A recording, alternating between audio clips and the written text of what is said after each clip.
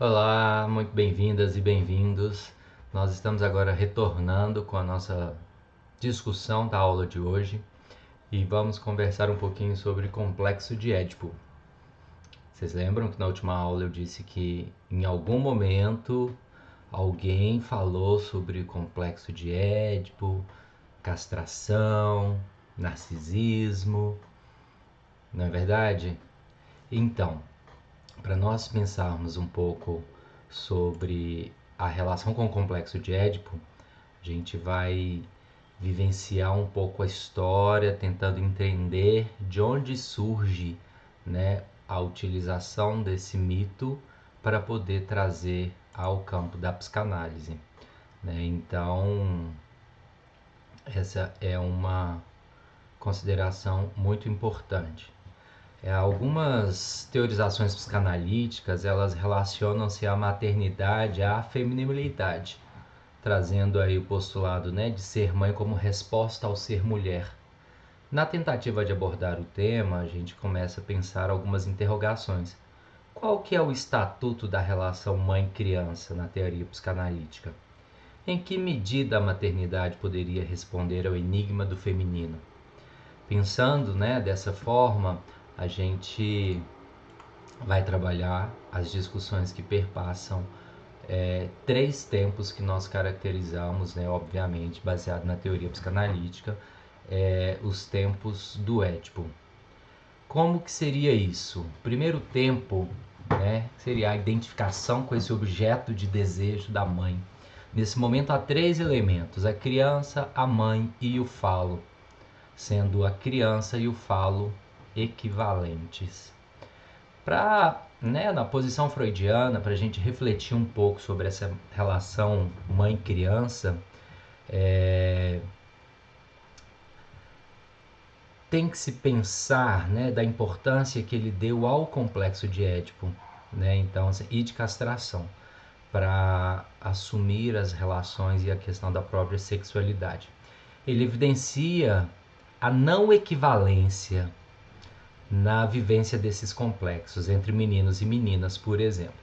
Para Freud, de início, tem a mãe como o primeiro objeto amoroso, tendo como ela um apego muito forte, um vínculo de amor. No entanto, o destino desse amor assume formas diferentes para os dois sexos, né? Tanto meninos quanto meninas.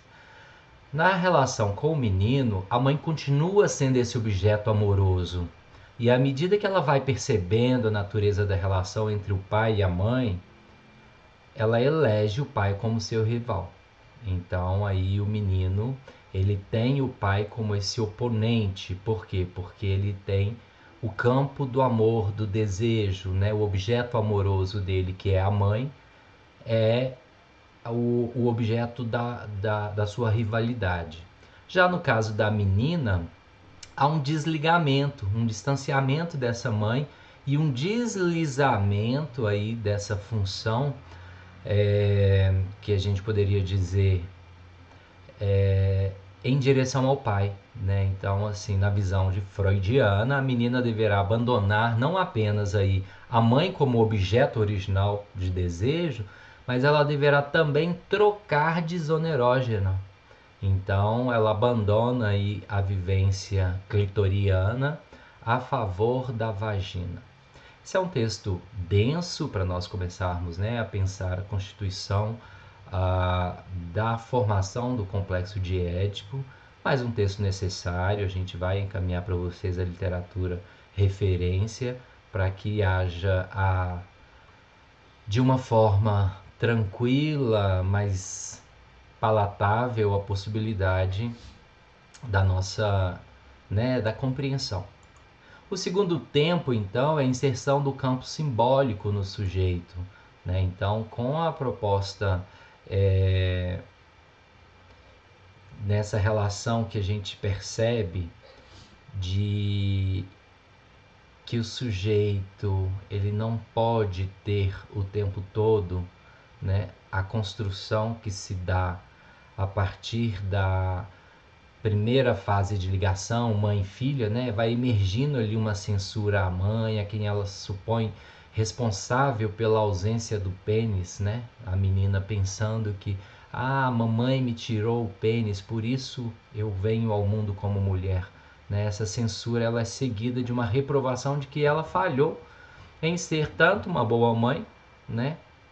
Não lhe tendo dado o órgão genital correto, né? Que não lhe deu aí bastante leite, ou que a obrigou a dividir o amor materno com outros, não atendendo a sua expectativa de amor limitado.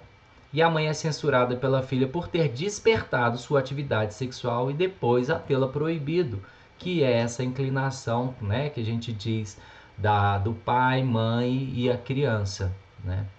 Ah, essa relação, assim, ao longo do tempo, ela desliza, né, em torno de uma equação simbólica, né? Se a gente pode dizer, o pênis para um bebê, né, no seu complexo de Édipo, é um desejo mantido por muito tempo de receber do pai um bebê como presente, dar-lhe um filho. Tem-se a impressão de que o complexo de Édipo é então gradativamente abandonado, uma vez que esse desejo jamais se realiza. Os dois desejos, possuir um pênis e ter um filho, permanecem fortemente catequizados aí, né, é, no inconsciente e ajudam a preparar a criatura do sexo feminino para o seu papel posterior. Isso foi escrito em 1924, compõe, né, a constituição da teoria do inconsciente, né, inicia-se aí através do complexo de Édipo. É muito importante nós termos a compreensão crítica, inclusive, né, que a história da psicanálise ela está intimamente ligada com a vida de Freud, que nasce em 1856, né, numa pequena cidade da Morávia, e que posteriormente se tornou parte da Tchecoslováquia. Então, assim, quando Freud tinha 4 anos, seu pai, comerciante de lãs, judeu, né? Então ele era um burguês comerciante, muda-se com a família para Viena. Freud cresceu, foi educado e clinicou em Viena durante toda a sua vida. Em 38 foi a época que ele, né, foge dos nazistas, mudando-se para a Inglaterra, onde morreu no ano seguinte. Inclusive, eu vou encaminhar para vocês o link onde a gente vai assistir uma entrevista, né, que foi dada à época de Freud, falando sobre todo o seu percurso, a teoria, né? Então, Freud, antes de tudo, né, assim, um cientista empírico, ele acreditava que a chave para desvendar os segredos dos processos materiais seria encontrada no estudo da fisiologia do cérebro. A abordagem dominante dessa fisiologia humana, né, assim, na Europa, durante os anos de formação de Freud, era a escola de fisiologia de Hermann Helmholtz. Assim, pensando, né, de acordo com os princípios da escola, os processos fisiológicos e mentais que eram produtos de leis causais e consequências que poderiam ser reduzidas aos princípios da física, como o princípio da inércia e o da própria conservação de energia. Charles Darwin, né, que era muito discutido nos círculos científicos da época, também influenciou Freud. Darwin vai trabalhar então com a teoria darwiniana, né, que nós vamos falar, que é uma oposição aí à teoria criacionista na tradução, né, na tradição judaica, em que Freud tinha uma profunda estima pela palavra. Ele manteve em sua vida histórica, né, assim, o fascínio pela literatura, inclusive pelos grandes romancistas da época, né, Wolfgang Goethe, Shakespeare, e as literaturas dele eram muito vivenciadas por essa leitura e baseado pelo aprendizado também, pela própria experiência dele no judaísmo. Por meio da familiaridade com essa literatura e a própria religião, ele se familiariza aí com os papéis do simbolismo e do significado para entender a complexidade da mente humana. O que eu quis dizer com esse, né, tentar resgatar um pouco essa história, assim, que nós estamos falando de uma figura, né, que tem uma experiência cristã muito forte, muito marcada pelas posições do masculino e do feminino, e isso seguramente impacta, né, na sua constituição da própria teoria, né? Acho que essa questão ela é importante para a gente pensar nos processos de invenção da própria psicanálise e, obviamente, né, fazendo uma leitura crítica da psicanálise, considerando hoje o tempo e espaço que nós estamos, em que a própria teoria, né, do complexo de Édipo se põe sendo questionada dessa mãe, dessa realização do feminino, a própria maternidade, que é a completude do feminino, né? Algumas questões que vêm sendo trabalhadas no campo contemporâneo, inclusive de leituras feministas fantásticas que eu posso posteriormente encaminhar para vocês, fazendo posições, inclusive sobre as próprias polêmicas mesmo, né, dos primórdios aí da teoria psicanalítica, trabalhando um pouco as questões que a gente vivencia. De qualquer forma, então, o terceiro tempo, né, que a gente vem trabalhar é essa função do pai, né, esse sujeito que barra o desejo incestuoso da criança e que permite que a mesma busque na cultura o seu objeto de desejo. Então, no momento que ela tem aquela tríade, né, pai, mãe e criança, e essa criança ela é remetida ao objeto de desejo mãe, o pai chega e fala: opa, alto lá, não é assim que funciona aqui não, e essa mulher já tem dono, né? Traduzindo em miúdos. E essa criança então entende o nome do pai como uma metáfora na qual a mãe permite a entrada de um terceiro nessa relação narcísica do bebê, né? Porque o bebê tinha ali na sucção aquela relação simbiótica entre ela e a mãe, que só existiam, né, esses dois, mostrando para essa criança que a mãe é inserida aí na lei paterna, né? Então essa é a vivência que nós temos aí para compreender o formato, né, da trajetória aí do complexo de Édipo. É uma experiência importante para a gente ter a identificação de onde surge, né, toda essa constituição do caráter da castração, de o que é castração, o que é o desejo, o que é essa realização, né, considerando aí a completude da mulher, né, com o nascimento da criança e como que isso se coloca, né, nessa trama. Entretanto, obviamente, nós vamos ter outros autores, próprios psicanalistas, que vão trabalhar uma outra forma do relacionamento amoroso da mãe com seu bebê, na mulher que conseguiu atingir uma personalidade maternal, né? Então, Melanie Klein, ela vai trabalhar com outras constituições da teoria psicanalítica, né? Constituindo aí a menina no campo da fantasia, do inconsciente, de que o corpo, né, da sua mãe está cheio de bebês colocados lá pelo pênis do pai. Ainda tem as posições fálicas, né, assim, os desejos experimentados durante a infância persistem na idade adulta e influenciam o amor que a mulher grávida tem pelo filho, o que a restitui da frustração por não ter podido receber o filho de seu pai lá na sua tenra infância, né? Então, por ter realizado esse desejo, a mulher intensifica sua capacidade de amar ao filho. E aí a gente vê uma série de acompanhamentos, né, literários que Melanie Klein faz sobre o despertar, né, na mãe, ou despertar da mãe, o desejo da maternidade, o desejo de reparação que provém, né, desse passado aí da castração.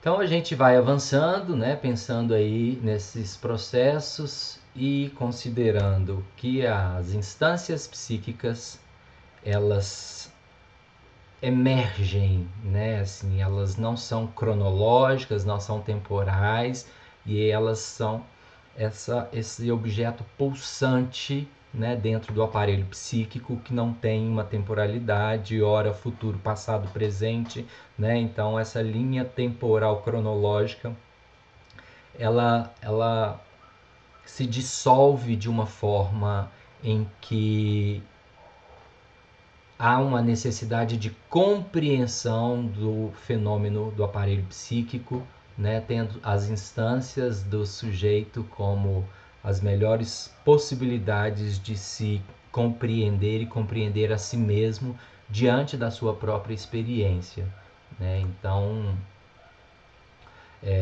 Para compreender essa dimensão, a gente verifica alguns fenômenos que são importantes de serem verificados e averiguados no trabalho com as teorias que nós vamos trazendo agora, que seriam, né, a composição do id, ego, superego, nas traduções que nós temos. Seria isso, eu e supereu. Então, o id, né, ele é concebido como um conjunto de conteúdos da natureza pulsional e de ordem inconsciente. Ou seja, o isso exige satisfação imediata dos impulsos, porém sem levar em conta a possibilidade de consequências indesejáveis. Então, quando nós estamos ali discutindo as funções do inconsciente, o id, ele é aquela figura que quer satisfação imediata, inconsequente, irresponsável, sem considerar as análises que nós dizemos, né, na nossa discussão, que são institucionais, que são do Estado, que são do campo da moralidade, do campo do controle, do campo das relações hierárquicas nominadas sociais. O ego funciona ao nível consciente e pré-consciente. Embora também tenha conteúdos e elementos inconscientes, pois ele evolui a partir do id, o eu cuida dos impulsos do isso, né, do id. Tão logo encontre as circunstâncias adequadas, os desejos inadequados não são satisfeitos e sim recalcados.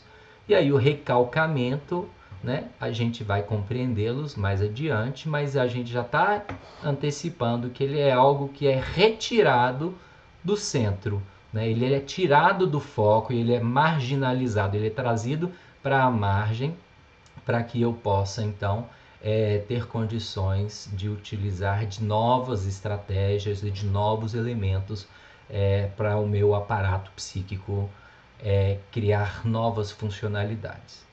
Já o superego, ou supereu na nossa tradução, nasce do inconsciente e perpassa pela pré-consciência até chegar no consciente. Olha o percurso todo do aparelho psíquico, pulsante, né, sem cronologia, serve como um sensor das funções do eu, contendo os ideais do indivíduo derivados dos valores culturais. É fonte do sentimento de culpa e medo da punição. É o imperativo do gozo.